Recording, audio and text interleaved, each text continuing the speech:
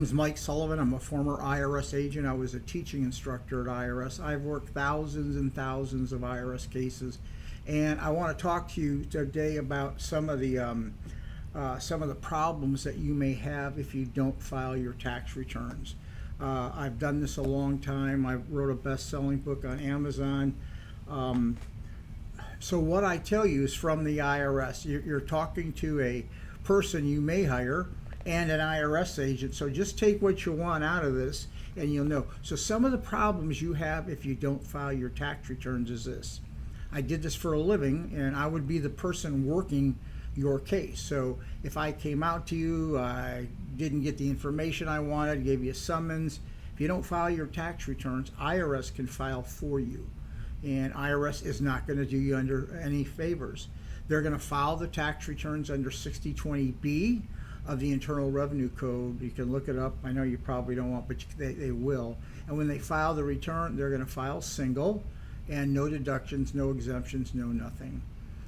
Is it a punishment? No, they have no way to know whether you're married, whether you have deductions. So they take the one thing they know, that you're at least single. They file that return, so you get nothing. It's a blank tax return with nothing on it but your income, and you will pay the highest amount of tax owed by law.